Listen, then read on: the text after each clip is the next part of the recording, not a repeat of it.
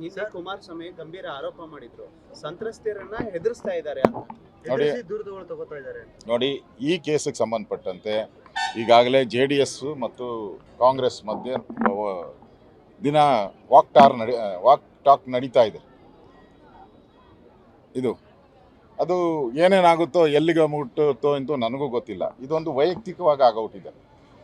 ಜನಗಳ ಒಂದು ಅಭಿವೃದ್ಧಿ ಕಾರ್ಯಗಳ ಡಿಸ್ಕಷನ್ ಎಲ್ಲೂ ನಡೀತಾ ಇಲ್ಲ. ಬರೀ ಯಾವುದೇ ಒಂದು ಮಾಧ್ಯಮದಲ್ಲಿ ಹೋದರೂ ಕೂಡ ಬರೀ ಇದೇ ನಡೀತಾ ಇದೆ. ಜನಕ್ಕೆ ಇವತ್ತು ಬರಗಾಲಕ್ಕೆ ಏನಾಗ್ತಾ ಇದೆ ಇಂಪಾರ್ಟೆಂಟು, ಜನರ ಅಭಿವೃದ್ಧಿ. ಕಾಂಗ್ರೆಸ್ ಅವ್ರಿಗೆ ಏನು ಬೇಕಾಗಿದೆ, ಹಿಂಗೆ ನಡ್ಕೊಂಡು ಹೋಗ್ಬೇಕು, ಇದೇ ಥರ ನಡ್ಕೊಂಡು ಹೋಗ್ಬೇಕು. ಇದೇನ ಮುಗಿದೋದ್ರೆ ಅವರು ಜನ ಕೇಳೋಕ್ಕೆ ಶುರು ಮಾಡ್ತಾರೆ, ರೋಡ್ ಎಲ್ಲಿ ಮಾಡಿದೀಯಪ್ಪ, ಕುಡಿಯೋ ನೀರು ಎಲ್ಲಿ ಕೊಟ್ಟಿದೆಯಾ, ಬರಗಾಲ ಬಂದಿದೆ, ನಿನ್ನ ಕ್ರಮ ಏನು, ಗೋಶಾಲೆ ಎಲ್ತೆ, ಇದೆಲ್ಲ ಕೇಳ್ತಾರೆ ಅಂದ್ಬಿಟ್ಟು ಕಾಂಗ್ರೆಸ್ ಅವರು ದಿನ ಇದೇ ಸುದ್ದಿನ ಬಿಡ್ತಾರೆ ಅವರು. ಅದರಿಂದ ನಮಗೆ ಈ ಸುದ್ದಿ ಬೇಡ. ನಮಗೆ ರಾಜ್ಯದ ಒಳಿತು ಇಂಪಾರ್ಟೆಂಟು. ಇದು ಅವರ ವೈಯಕ್ತಿಕ, ಅವರಿಬ್ಬರು ಕುಟುಂಬದ್ದು.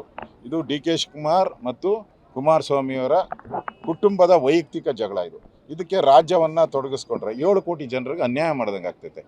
ಯಾರು ತಪ್ಪು ಮಾಡಿದಾರೋ ಅವ್ರಿಗೆ ಶಿಕ್ಷೆ ಆಗಬೇಕು, ಅದರಲ್ಲಿ ಎರಡು ಮಾತಿಲ್ಲ. ಇಲ್ಲಿ ನೆಲದ ಕಾನೂನು ಏನಿದೆ ಆ ಕಾನೂನು ಪ್ರಕಾರ ಅವ್ರಿಗೆ ಕಠಿಣ ಶಿಕ್ಷೆ ಆಗಬೇಕು. ಇದನ್ನು BJP ಸ್ಪಷ್ಟ ನಿಲುವು. ಆದರೆ ಈ ಕುಟುಂಬದ ಗಲಾಟೆಗೆ BJP ಎಂಟ್ರಿ ಆಗಲ್ಲ. ಮೈತ್ರಿ ಮೇಲೆ ಏನು ಸಮಸ್ಯೆ ಆಗಲ್ವಾ ಸರ್? ಇಲ್ಲ, ಮೈತ್ರಿದು ಈಗಾಗಲೇ ಹೇಗಿದೆಯೋ ಆಗ ನಡ್ಕೊಂಡು ಹೋಗ್ತಾ ಇದೆ.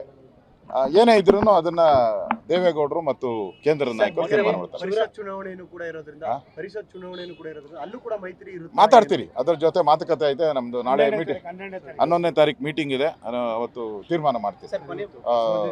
ಹೊಂದಾಣಿಕೆ ಹೇಗಾಗಬೇಕು, ಎಷ್ಟು ಸೀಟು ಏನು ಅನ್ನೋದು ತೀರ್ಮಾನ ಮಾಡ್ತೀವಿ.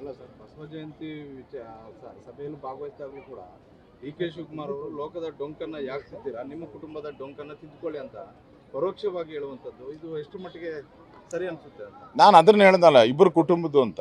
ಅವ್ರು ಒಬ್ಬರು ಕುಟುಂಬದ ಹೇಳಿದ್ದಾರೆ, ಇದು ಇಬ್ಬರು ಕುಟುಂಬದ್ದು. ಇವರಿಬ್ಬರು ಕುಟುಂಬದ ಗಲಾಟೆ, ವೈಯಕ್ತಿಕ ಗಲಾಟೆಯನ್ನು ಇವತ್ತು ಜನರ ಗಲಾಟೆಯಾಗಿ ಮಾಡೋಕ್ಕೆ ಹೊರಟಿದ್ದಾರೆ. ಇದು ಒಳ್ಳೆಯದಲ್ಲ, ರಾಜಕಾರಣಕ್ಕೆ ಒಳ್ಳೆಯದಲ್ಲ. ಇವತ್ತು ವಿಧಾನಸೌಧದ ಮುಂದೆ ಬಸವಣ್ಣವರ ಏನು ಪುತ್ಥಳಿಕೆ ಮಾಡಿದರೆ ಅದು BJP ಸರ್ಕಾರ ಮಾಡಿದ್ದು. ನಾನು ಅದರ ಅಧ್ಯಕ್ಷನಾಗಿದ್ದೆ, ನಾವು ಮಾಡಿದ್ದದು.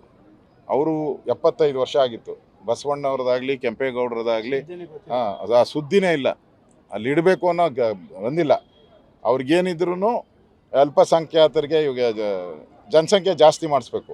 ಈಗ ಹೇಳಿದಾರಲ್ಲ, ಇನ್ನೊಂದು 40 ವರ್ಷದಲ್ಲಿ ಅವರೇ ಬಹುಮತ ಆಗೋವಂಥದ್ದು. ಅದಕ್ಕೆ ಕಾಂಗ್ರೆಸ್ ಅವರು ಏನು ಬೇಕೋ ಸ್ಟ್ರಾಟಜಿಗಳನ್ನು ಮಾಡ್ತಾ ಇದ್ದಾರೆ ಅಷ್ಟೇ.